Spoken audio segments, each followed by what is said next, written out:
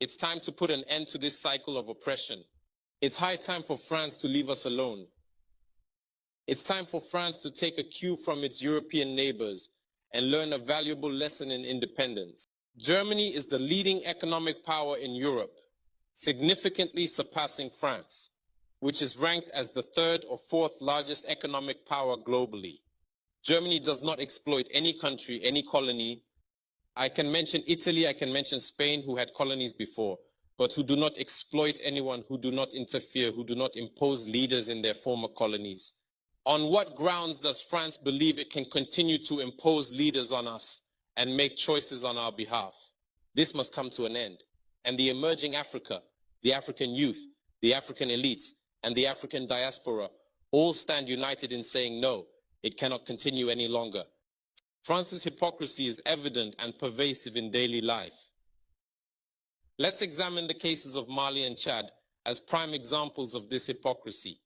In Chad, where the constitutional process has been interrupted, France applauded and its president visited to officially consecrate the new king's coronation ceremony. In Mali, where it is not the constitutional process that has been interrupted, but the transition process, France has condemned and even packed up its things to say that it is leaving Mali. That's hypocrisy. It's the double standard. It is the double language that France employs in its dealings with Africa. During our questioning of Mr. Jean-Yves Le Drian regarding the situation in Ivory Coast and France's decision to allow a third term, he provided a clear explanation. He stated that while he accepted the third term for Ouattara, he refuses it for Belarus. He emphasized that France has condemned the situation in Belarus and has actively encouraged the European Union to do the same. Le Drian explains that in Belarus, millions protested, unlike Ivory Coast, where there were no mass demonstrations on the streets. This is how France deals with African issues. Personally, we expect absolutely nothing from France.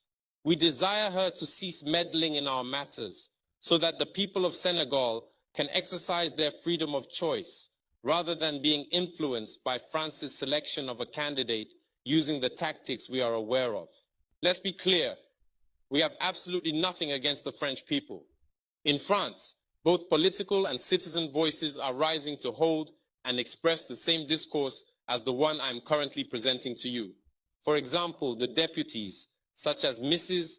Frédérique Dumas, who regularly speaks on the platform of the Assembly, who regularly writes to the Minister of Foreign Affairs, since she is a member of the Foreign Affairs Committee, to raise this unfair behavior of France towards Africa, hold the same speech as us. The same Mr. Jean-Luc Mélenchon, Jean-Paul Lecoq, André Chassaigne, all deputies, hold the same discourse as us, and hundreds of other voices.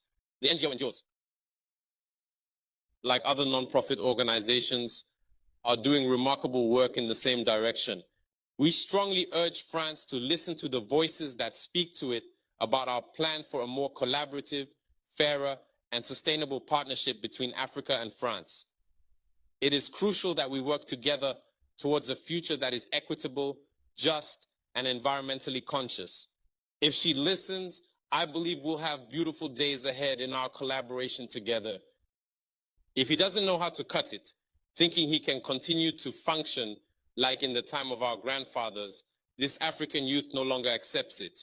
France must make preparations for a definitive break and completely withdraw from Africa. Africa belongs to Africans, not France. She belongs to no one else, neither China, nor the United States, nor anyone else.